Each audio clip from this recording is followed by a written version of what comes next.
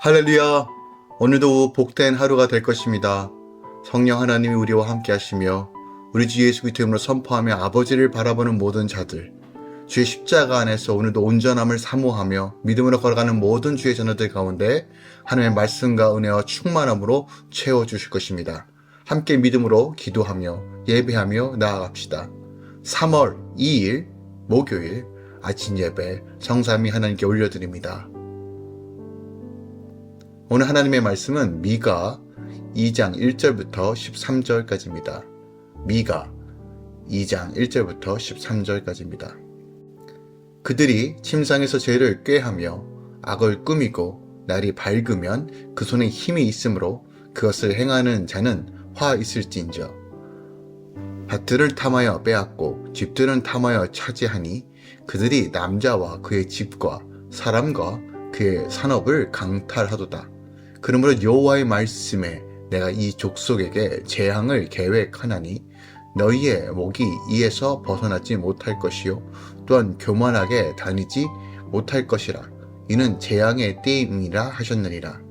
그때 너희를 조롱하는 시를 지으며 슬픈 노래를 불러 이르기를 우리가 온전히 망하게 되었도다. 그가 내 백성의 산업을 옮겨 내게서 떠나게 하시며 우리 밭을 나누어 패역자에게 주시는도다 하리니 그러므로 여호와의 회중에서 분깃에 줄을 댈 자가 너희 중에 하나도 없으리라. 그들이 말하기를 너희는 예언하지 말라. 이것은 예언할 것이 아니거늘 욕하는 말을 그치지 아니하는도다. 너희 야곱의 족속아 어찌 이르기를 여호와의 영이 성급하시다 하겠느냐? 그의 행위가 이러하시다 하겠느냐? 나의 말이 정직하게 행하는 자에게 유익하지 아니하냐? 근래에 내 백성이 원수같이 일어나서 전쟁을 피하여 평안히 지나가는 자들의 의복에서 겉옷을 벗기며 내 백성의 부녀들을 그들의 즐거운 집에서 쫓아내고 그들의 어린 자녀에게서 나의 영광을 영원히 빼앗는도다. 이것은 너희가 쉴 곳이 아니니 일어나 떠날지어다. 이는 그것이 이미 더러워졌음이니라. 그런즉 반드시 멸하리니 그 멸망이 크리라. 사람이 만일 허망하게 행하며 거짓말로 이르기를 내가 포도주와 독주에 대하여 내게 예언하리라 할 것 같으면 그 사람이 이 백성의 선지자가 되리로다. 야곱아, 내가 반드시 너희를 무리를 다 모으며 내가 반드시 이스라엘 남은 자를 모으고 그들을 한 초소에 두기를 보스라의 양떼같이 하며 초장의 양떼같이 하리니 사람들이 크게 떠들 것이며 길을 여는 자가 그들 앞에 올라가고 그들은 길을 열어 성문에 이르러서는 그리로 나갈 것이며 그들의 왕이 앞서가며 여호와께서는 선두로 가시리라. 아멘. 하나님의 말씀입니다. 미가는요 당시 이사야와 함께 활동하던 선지자입니다. 미가는 지방 중심으로 예루살렘에서 벗어나 외곽에서 활동했던 선지자죠. 오늘 본문은 선민을 향한 경고의 메시지가 담겨져 있어요. 죄악을 행하는 백성에게 재앙을 내리겠다라는 여호와의 말씀을 전하고 있습니다. 야곱 족속, 즉 이스라엘 백성은 재앙을 예언하지 말라고 하십니다. 미가는 그들의 악행을 알리며 하나님으로부터 큰 멸망이 임할 것을 예언합니다. 그러면서 이스라엘의 남은 자를 모아 회복시키겠다고 다시 한번 하나님의 말씀을 전하고 있죠. 오늘 본문의 말씀은 바로 이스라엘에서 성민들을 향한 사회적이고 종교적인 악행들을 제시하며 그에 따른 심판의 경고를 다루고 있지만 후반부에서는 다시 한번 남은 자에 대한 회복을 명시하고 있어요. 먼저 1절부터 5절까지는 선민의 대표적인 사회적 악행 제시와 그에 따른 심판 경고를 다루고 있습니다. 사람들은 누워서 쉴 수 있는 침상같이 평안한 환경이 되면 선한 일을 할 수 있다라고 끊임없이 장담해요. 하지만 막상 그런 환경이 되면 인간은 더욱 죄를 꾀하고 악을 꾸미는 것이 바로 우리 인생의 모습이라는 거예요. 이것만 해결하면, 이것만 환경이 좋아지면 내가 선하고 또 하나님 나라 일을 하겠다라고 호언장담하지만 막상 우리가 돈이 생기고 여유가 생기면 인간은 늘 끊임없이 어떻게 죄를 탐닉할까, 하나님보다 내 유익의 삶이 무엇일까를 더 고민하고 그것을 향하여 나아가는 삶이 인간의 본성이라는 거예요.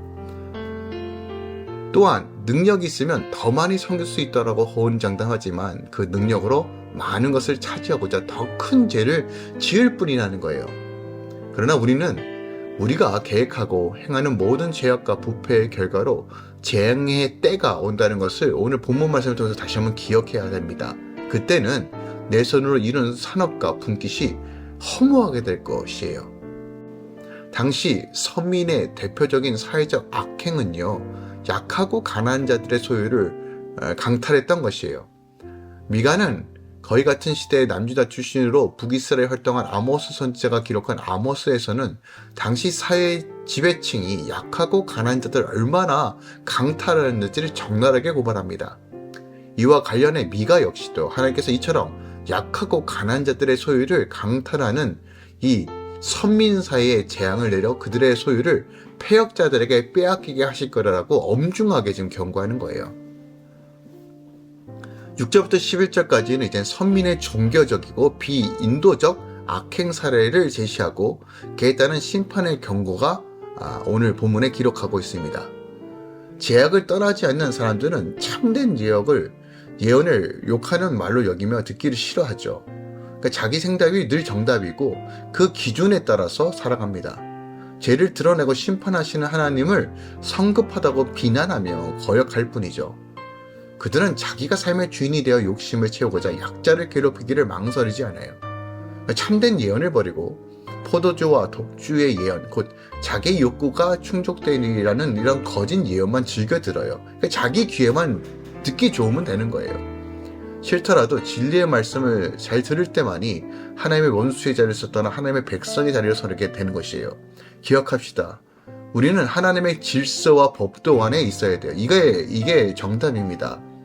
어떤 뛰어난 은사와 어떤 뛰어난 가르침이 아니라 하나님은 이 질서 안에, 교회 질서 안에, 삶의 질서 안에 있는 것이 순종이 제사보다 낫다라고 말해요.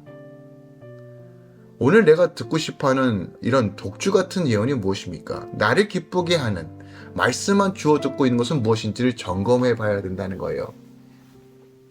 당시 종교적 악행이라는 것은요, 선지자들이 선포하는 책망과 심판의 경고의 예언을 거부한다는 거예요.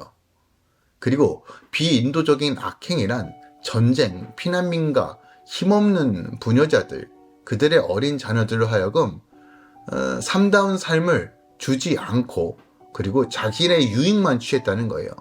미가는요, 선민의 땅이 이런 악행으로 말미암아 더럽혀졌으며 그로 말미암아 그들은 반드시 멸망할 수밖에 없고 그 땅에서 추방될 수밖에 없다라고 분명하게 경고하는 거예요.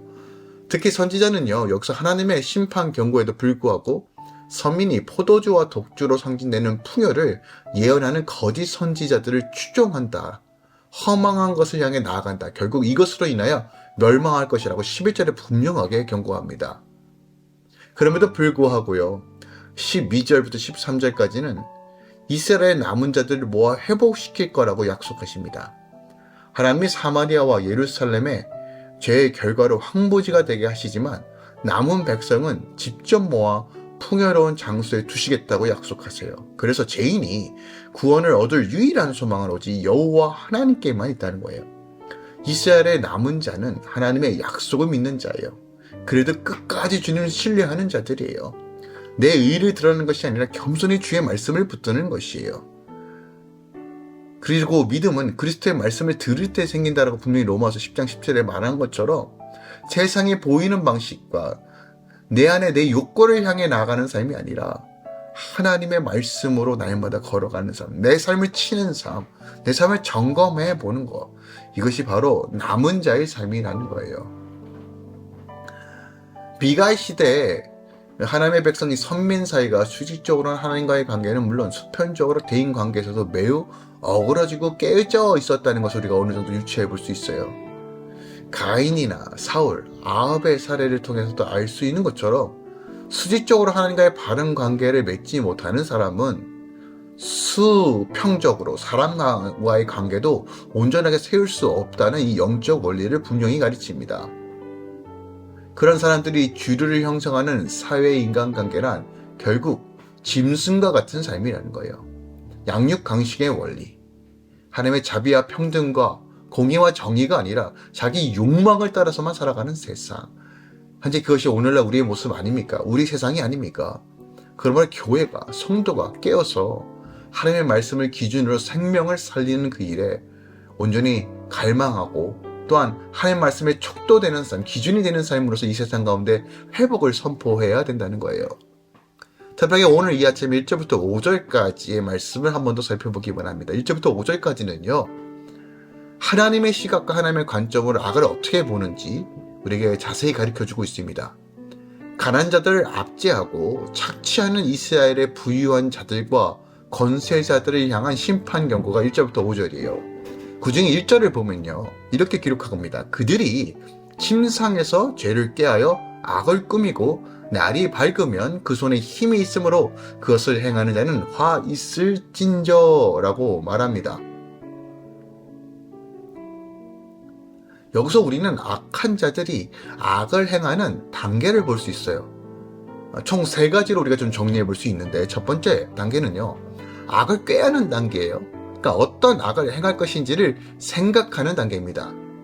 그러니까 오늘 1절부터 5절에서 말하는 악인은 부하고 힘 있는 자들인데 2절에 의하면 이들이 꾀하는 악은 주로 가난하고 힘없는 자들의 소유를 빼앗는 것이에요.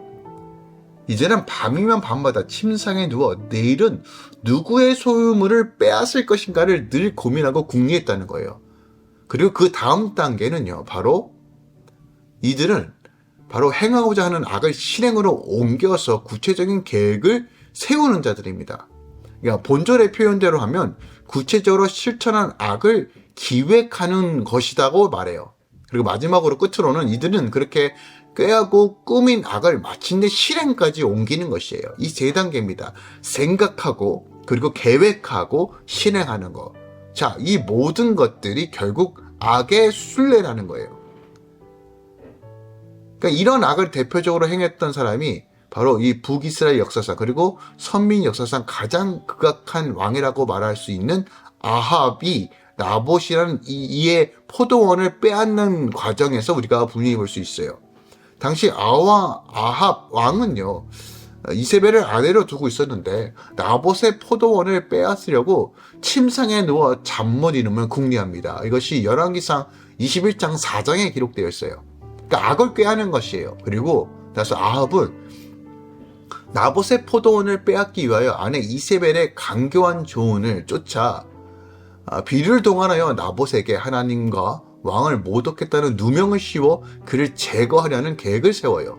그러니까 악을 구체적으로 꾸민 것이에요. 그리고 아합이 자신이 꾀하고 꾸민 악을 실행에 옮겨 결국 나봇에게 하나님과 왕을 모독했다는 죄를 뒤집어 씌우고 그를 돌로 쳐 죽이고 그의 소유를 자신의 소유로 귀속시킵니다. 이렇게 악인들이 악을 행하는 데에는 단계가 있어요. 악인들은 악을 행할 때 그냥 어쩌다 보니 우연히 악을 행하는 것이 절대 아니라는 거예요. 악인들은 악을 행할 때 거의 대부분 미리 무슨 악을 행할 것인지 꾀하고 꾸민 후에 행합니다. 자, 주목해 볼게요. 모든 악의 출발은요, 악한 생각에서부터예요. 여러분, 모든 죄악은요, 죄된 생각에서부터 시작된다는 거예요. 그러므로 우리가 어떤 지혜와 어떤 분별력이 필요하냐면 나의 악한 생각이 들어올 때 다시 한번 주의 십자가를 통해서 성령의 은혜 안에서 이것을 끌어낼 수 있는 결단과 영성이 필요하다는 거예요. 내 그 생각을 방치하고 놔두게 되면 점점 이것이 구체화된다는 거예요. 사단은 그 틈으로 우리를 역사한다는 거예요. 그 생각을 틈으로 역사한다는 것이에요. 그것이 사단에게 열려있는 문입니다. 그러므로 우리가 말씀에 순종한다는 건 이 생각까지도 주의 십자가에 못 받는 거예요. 말씀으로 채운다는 것은 내 생각까지도 하나님께 못 받는 거예요. 끊임없이 우리 삶에 찾아오는 이 생각을 어떻게 다 제어합니까? 인간은 불가능해요. 하지만 그런 생각이 올 때마다 주의 십자가로 나를 치는 겁니다. 말씀으로 치는 겁니다. 그 방법밖에 없어요. 이 생각이 내 안에 들어와 이것이 구체화되는 순간 나도 모르는 생각이 내 욕망에 따라 악의 도구로 사용된다는 것이에요. 당시 이스라엘도 그랬고요. 온 인류가 동일한 죄 가운데 생각에서 시작된 악함이 결국 열매 맺는 단계까지 행함까지 나간다는 거예요. 그래서 잠언서 14장 22절은 악을 도모하는 자는 잘못 가는 것이다 라고 말하고 있고, 도모가 생각하는 것이고 가는 것은 행위를 의미하는데, 즉 생각과 행위가 따로 구별해서 생각하는 것이 아니라 생각할 때 그것이 온전히 행함으로 나갈 수 있도록 사단은 계속적으로 우리를 미혹하고 스스로 악을 행할 수 있도록 우리를 넘어뜨린다는 거예요. 그래서 주님들 운명을 푸는 건 여자마다 마음이 이미 간음하였다라고 우리에게 말씀하고 있는 것입니다. 오늘 우리가 눈으로 오는 얼마나 많은 미혹들이 있습니까? 우리가 그것에 대해서 의도하든 의도하지 않든 간에 노출될 수밖에 없는 이 현실 속에서 어떻게 이것을 대처하고 막을 것인가, 하나님의 말씀을 어떻게 살 것인가를 우리 늘 고민해 봐야 돼요. 생각을 제어할 수 없지만 생각을 다스릴 수는 있습니다. 말씀으로 다스리고 말씀으로 깨우치고 성령을 끊임없이 갈망하시고 성령의 음성을 따라 오늘 걸어가십시오. 주님께서 그런 사모하는 자에게, 믿음으로 걸어가는 자에게 하나님께서 하나님의 의와 생명과 능력으로 충만하게 채워주실 것입니다. 오늘도 주의 평강과 영광이, 능력이 여러분 삶 가운데 충만하게 임할 것을 예수 그리스도로 축원드립니다. 기도하겠습니다. 사랑하는 주님, 오늘 미가 선지자가 선민을 향하여 경고하는 이 메시지를 온전히 듣기 원합니다. 생각에서부터 시작됐다는 이 모든 것들에 대해서 우리가 경계하고 또 경계합니다. 말씀으로 다스리고 말씀으로 인도하고 성령의 음성에 따라 걸어갈 수 있는 은혜를 허락하소서. 우리가 연약합니다. 부족합니다. 주님, 우리 붙들어 주시옵소서. 끊임없이 주님만 생각하고 끊임없이 주님만 바라볼 수 있도록 우리 안에 날마다 주를 가까이 하는 영성을 허락하여 주시옵소서. 이제는 우리 주 예수 그리스도의 은혜와 우리 하나님 아버지의 놀랍고 지극하신 사랑과 성령님의 내주고 있던 충만 역사하심이 이제부터 영원까지 함께 계시길 축원하노라. 아멘.